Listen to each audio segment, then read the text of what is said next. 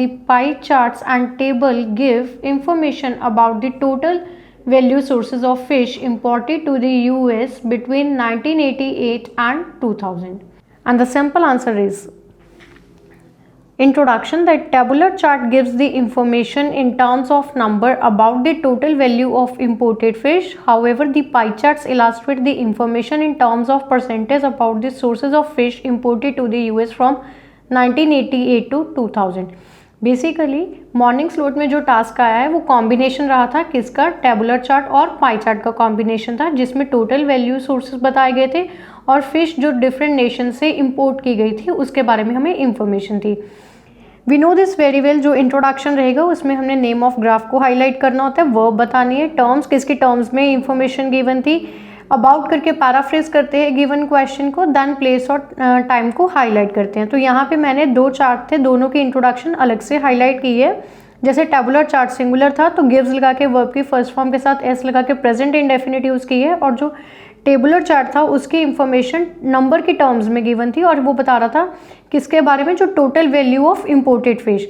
जबकि pie chart की जो इंफॉर्मेशन थी वो परसेंटेज के टर्म्स में बताई गई थी और बता रहा था कि जो सोर्सेज हैं किस नेशन से फिश को इंपोर्ट किया गया है यूएस में from 1988 to 2000.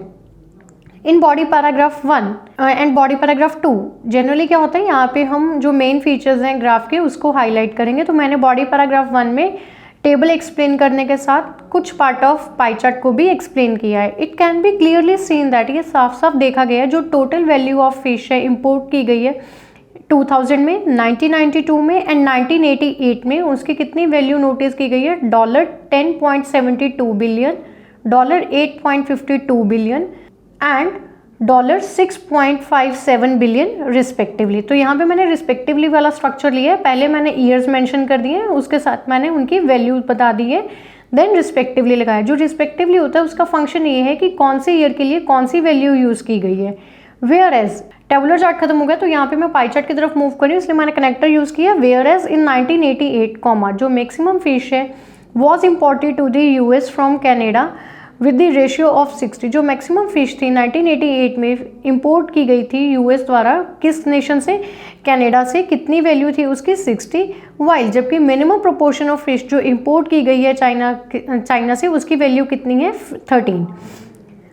Body paragraph 2 the data further demonstrates that, data आगे बता रहा है कि only 27% fish was exported by other nation से. Glancing further in 1992 a difference of 12%, difference देखा गया 12% का किसके बिटवीन में, वो फिश जो कहाँ से इंपोर्ट की गई है अदर नेशन से और कनाडा से, वाइल्स जबकि 20% जो फिश है वो एक्सपोर्ट की थी चाइना ने, किसको की थी, यूएस को, सेम ईयर में की थी.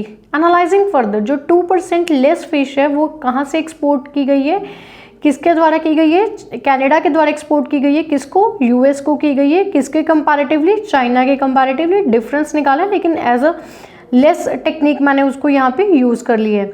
वाइस जबकि 40% से अबव फिश इंपोर्ट हुई थी अदर नेशन से. क्यों, क्योंकि उसकी एग्जैक्ट वैल्यू कितनी थी 42, तो मैंने अबव 40 करके उसको एक्सप्लेन कर दिया. ओवरऑल क्या रहेगा, highlighting feature of the graph रहेगा जिसमें हमने क्या करना है, सब्जेक्टिव वे में दोनों ही ग्राफ से हाईलाइटिंग फीचर उठाना है. तो हमने यहाँ पे एनालाइज की है कि 1988, 1992 एंड 2000 के कंपैरेटिवली जो वैल्यू इंपोर्टेड टोटल फिश की है वो क्या हो रही है, इंक्रीज हो रही है.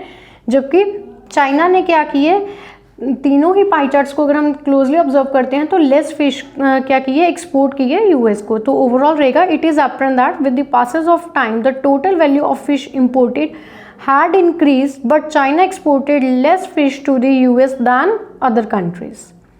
Thank you.